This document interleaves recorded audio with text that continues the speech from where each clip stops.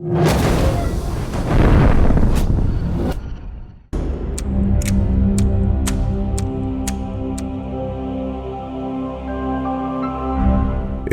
a conflict so brief, it was over before most people had even finished their breakfast. What if the greatest empire on Earth fought a war and it lasted only 38 minutes? We remember the epic wars that shaped our world. But what about the war shorter than a single class period? This is the story of a single morning in 1896, a sultan who broke the rules, and the British Empire that decided to teach him a lesson with the full force of its navy. This is the Anglo-Zanzibar War. To understand this lightning-fast conflict, we have to understand the board on which it was played. Zanzibar, a fragrant island jewel in the Indian Ocean, rich from the clove and slave trades, had become a British protectorate. This meant it had its own sultan, but he was effectively a puppet. Britain held a powerful veto over who could take the throne. The man they liked, Sultan Hamad bin Thuwaini, was cooperative. But on August 25, 1896, he dropped dead, suddenly, in his palace. The suspicion immediately fell on his 29-year-old nephew, Khaled bin Bargash, and before the body was even cold, Khaled made his move. In direct violation of the treaty, Khaled and his supporters marched into the seafront palace and declared him the new sultan. The British consul, Basil Cave, was furious. He sent warning after warning telling Khaled to stand down, but Khaled was defiant. He tried to take the throne before and been persuaded to back down. This time, he wouldn't be moved.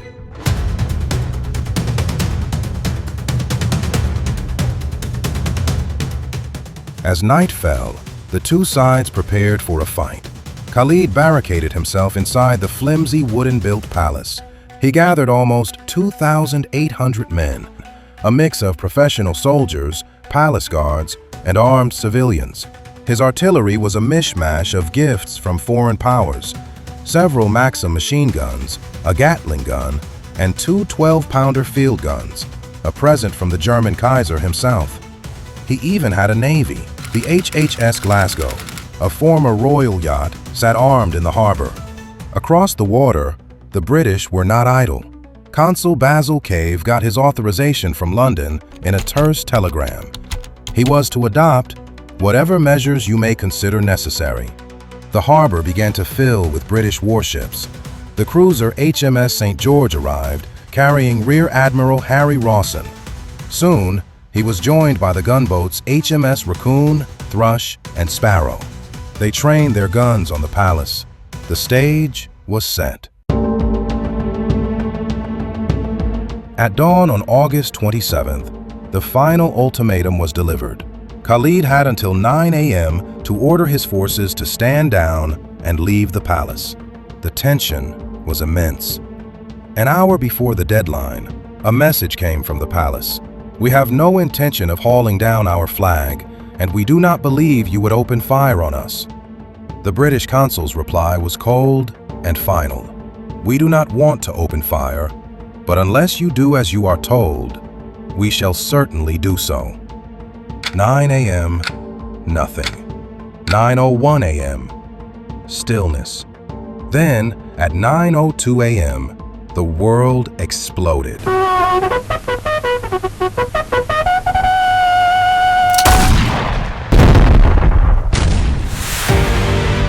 The British ships opened up with a devastating bombardment, firing high explosive shells into the palace complex.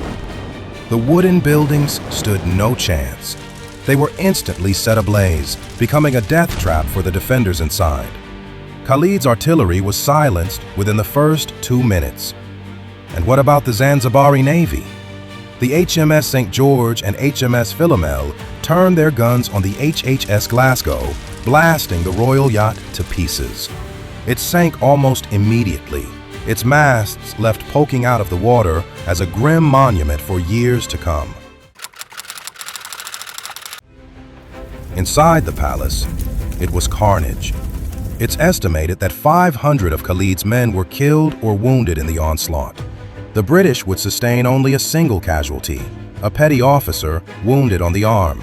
And Khalid, he saw the writing on the wall almost immediately. Witnesses say he fled through a back door, abandoning his followers to their fate just minutes after the first shell hit. At 9:40 a.m., just 38 minutes after it began, the shelling stopped. The Sultan's flag had been shot down. The shortest war in history was over. By that afternoon, the British had installed their preferred candidate, Sultan Hamud bin Mohammed, who promptly agreed to all British demands, especially the total abolition of slavery. Khalid, meanwhile, escaped to the German consulate, was smuggled out of the country, only to be captured by the British 20 years later during World War I. That's the story. A bizarre 38-minute historical footnote. But to write it off as just a quirky anecdote is to miss the real, darker story. This was a master class in gunboat diplomacy. The British presented the war to the world as a necessary action, part of their civilizing mission to end slavery and bring order. Contemporary newspapers of the era juxtaposed British civilization against the presumed backwardness of the Zanzibari people, calling the bombardment a lesson the Arabs will not lightly forget. But the twist is this: the abolition of slavery, while a genuine humanitarian goal for some, was also the perfect moral justification for immense violence. It was used to prove the superiority of the British imperial project and to crush any local leader who defied their authority. The war wasn't just about a succession dispute. It was a brutal, calculated message to the entire region. British interests are absolute, and resistance is futile. The 38-minute war was not an absurd comedy. It was the sound of an empire, at the height of its power, snapping its fingers. The charred timbers of the Zanzibar Palace were eventually cleared away, the masts of the Glasgow finally removed. But the record remains, a stark reminder of how quickly the tides of history can turn.